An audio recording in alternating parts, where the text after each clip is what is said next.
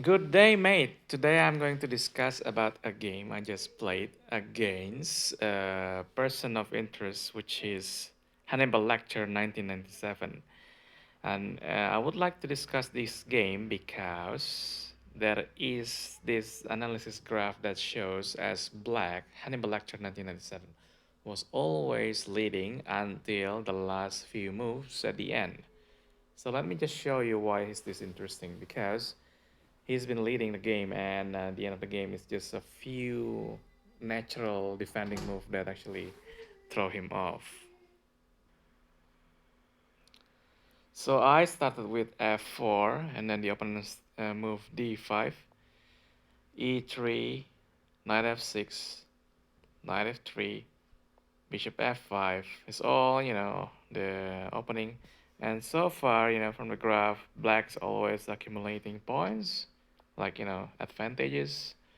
And it seems like just a normal opening. There's no real advantage, like a pawn, not even a pawn, or a centi pawn, or what what do you call this? So it's just a normal development move. A6 just to kick my bishop away. My bishop was kicked away back to e2, and then castling king side. Knight goes to d4, bishop to g6, and then f5, e takes f5, knight takes f5, rook e8, bishop takes e7, check, queen takes back, c4, d takes c4,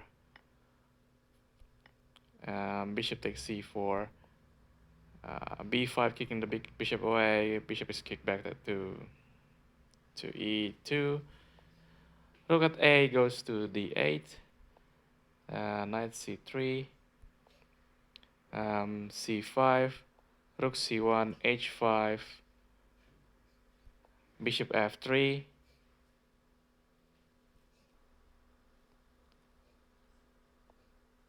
h4. h4 was deemed as a mistake for black, but, well, black still got a very good advantage there. So, yeah. Bishop c6, h3. I'm not really worried about h3 because I think I have a lot of resources to protect my king. Knight d5. Knight takes d5. Bishop takes d5. H takes g2. Bishop takes g2. Bishop d3.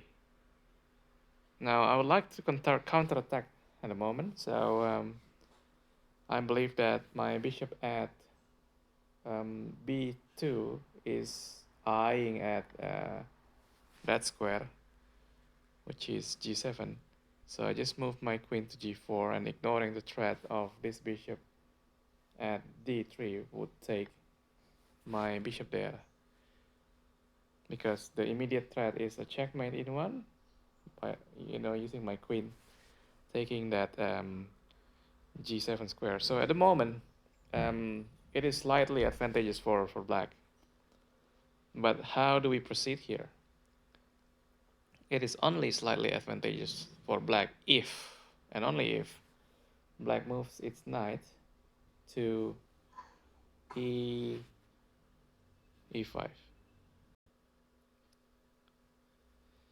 All right. So what happened was black was defending naturally, which is the moving f6, and I think it's quite natural. I mean, it makes sense.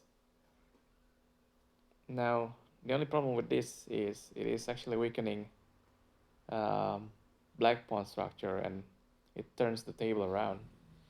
Um, so the advantage is now belonging to white suddenly, because if you can see, the position of black king is actually it's not really safe. It's blocked by its own pieces, the left hand side of my hand or of the board.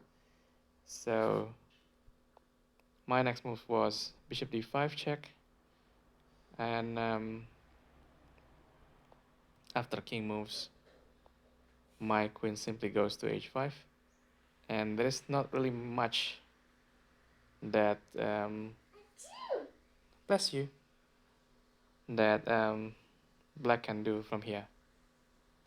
The immediate threat is queen, my queen going to h8, and it will be a checkmate. Or if the queen tries to block or to protect, like moving to, I don't know what square it is, then my queen can checkmate here as well at f7. What happened was, of course, a mistake. Queen d6, and there you go. That's checkmate.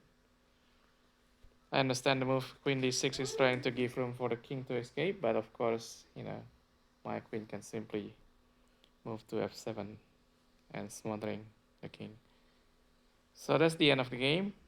I suppose the point of interest is this graph where black has been leading all the way